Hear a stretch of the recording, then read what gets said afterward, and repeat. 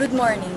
We are here at the Senate Plenary Hall, where TRC Director General Dennis Cunanan is expected to detail his dealings with senators involved in the pork barrel scam. Sinasabi mo kasi nakita mo lang siya sa opisina mo. Ikaw ba'y nagpunta doon sa Discovery? At nakita mo siya doon? Ang base ko sa after na yun after na ng mga levels of operations namin. Hindi, pero doon po kasi doon sa press ko ninyo. At saka dito sa iyong sinumpaang salaysay, ito po yung nangyari lamang itong sinumpaang salaysay. Kailan ba ito? Itong affidavit na ito.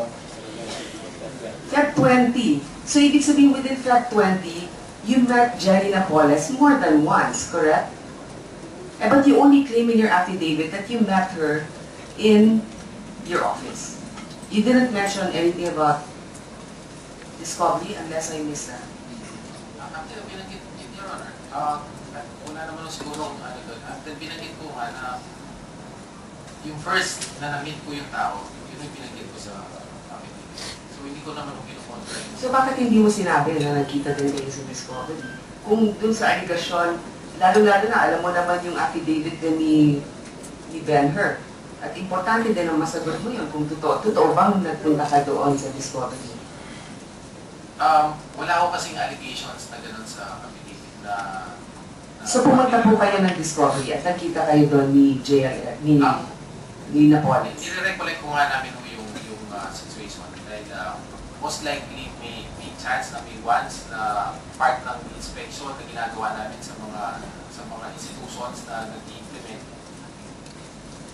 Sinignan kung regular. So, hindi kayo sigurado, maaari, sabi mo, hindi mo matandaan ang pagpunta sa JLM.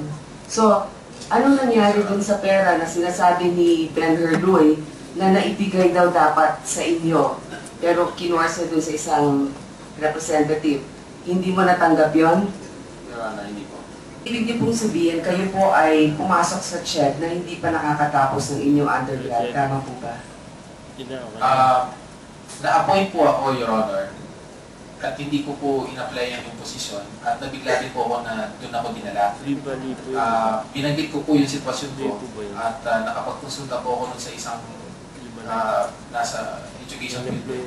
At sabi sa akin, total nag-re-enroll ka na tapos may ginagawa ka na. Tingnan mo, or baka pwede ka mag-qualify dun sa, may tinatago dun sa ETF na accreditation processes. Baka pwede ka ba, nandiyan ka, ma-credit yung mga pinagagawa mo, matapos mo yan, at least ma-highlight na may ganyan na pwedeng gawin sa... Nung nakita ko namin na hindi pwede, Your Honor, nag-resign ako. Sabi ko hindi pwede. We cannot sacrifice it further and push it further. Hindi pwede. So hindi, a month lang ako doon. You've just witnessed the testimony of Dennis Cunanan, the first government official to come forward and serve as witness against the alleged misuse of the PDAF.